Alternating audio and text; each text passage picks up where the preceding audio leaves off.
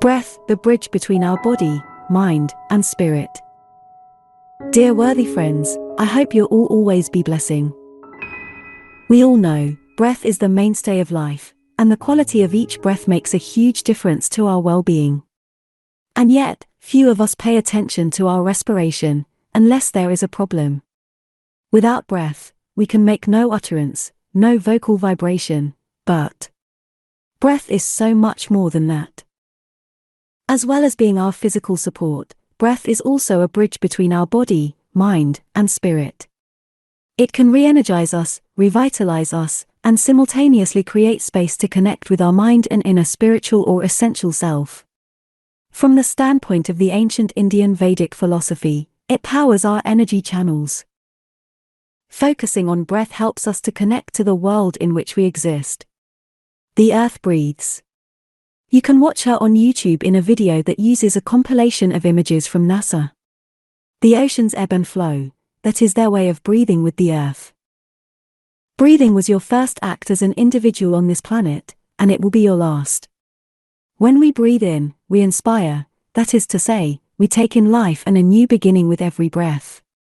It is the root of the word inspiration. When we share ideas with others, we breathe together, we conspire, hence the word conspiracy. And finally, as the last breath of life force leaves us, we expire. Breathing is the most important thing we ever do. Learning to breathe properly, bringing in the maximum nourishment of oxygen and releasing waste products, is one of the most powerful ways of replenishing and healing our body and mind. For this reason, breathing is the foundation for yogic practice. Indeed, there is a yogic practice dedicated solely to breath and listening to our inner sound. We will practice yoga in the next video. Please hit the bells icon below as for notification, so you won't miss it if we upload. Back to the topic, our state of breath is a good indicator of our state of mind. Did you ever notice, when we are relaxed, we breathe slowly? When we are tense or afraid, we breathe into the upper part of the chest and our breath is restricted. When we are grief-stricken or panicking, we hyperventilate. If we are aware of breath and know how to use it wisely, it can help us to make the best judgments in difficult situations and thus save us from making rash or knee-jerk decisions. A study of correct breathing technique is essential for any orator, singer, or musician, and good breath control is the essential groundwork for effective voice work and chanting. Breathing also interacts with the body's nervous system. The body's levels of stress hormones are regulated by the autonomic nervous system, the ANS, which has two components that balance each other, SNS, the sympathetic nervous system, and PNS, the parasympathetic nervous system. The SNS turns up your nervous system. It helps us handle what we perceive to be emergencies and is in charge of the fight or flight response. The PNS turns down the nervous system and helps us to be calm. It promotes relaxation, rest, sleep, and drowsiness by slowing our heart rate, slowing our breathing, constricting the pupils of our eyes, increasing the production of saliva in our mouth, and so forth. The PNS is influenced by a further benefit of deep breathing, the activation of the vagus nerve, which is responsible for creating a relaxation response.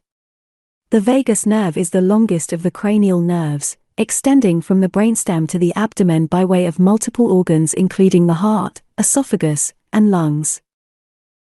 The vagus nerve controls the parasympathetic nervous system, PNS, which controls your relaxation response. The vagus nerve uses the neurotransmitter acetylcholine to communicate with the diaphragm. In addition to acetylcholine being calming and relaxing, new research has found that acetylcholine puts a major brake on inflammation in the body. In other words, stimulating your vagus nerve sends acetylcholine throughout your body, not only relaxing you but also turning down the fires of inflammation related to negative effects of stress. Exciting new research has also linked stimulation of the vagus nerve to improved neurogenesis, the development of nerves, nervous tissue, and the nervous system. Stimulation of the vagus nerve also increases brain-derived neurotrophic factor, a super fertilizer for your brain cells, repairs brain tissue, and supports actual regeneration throughout the body. For example, Theus et al. Have found that stem cells are directly connected to the vagus nerve. Activating the vagus nerve can stimulate stem cells to produce new cells and repair and rebuild your own organs, they say. If you are not sure whether you are breathing fully into your belly as you did when you were a baby with no self-consciousness about how you looked, let's try the following exercise. How to take a deep breath. Lie on your back on the floor. You can support your head with a small folded towel if you wish, but it is better if your head is in contact with the floor so that your neck and throat are not tipped forward.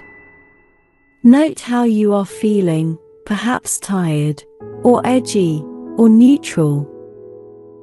Make a fist with both hands and place them knuckle to knuckle just below your breastbone.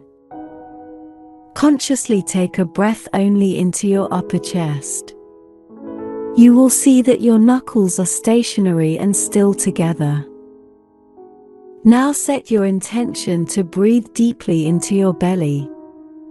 Allow your abdomen to rise as your diaphragm lowers and breath enters the lower lungs.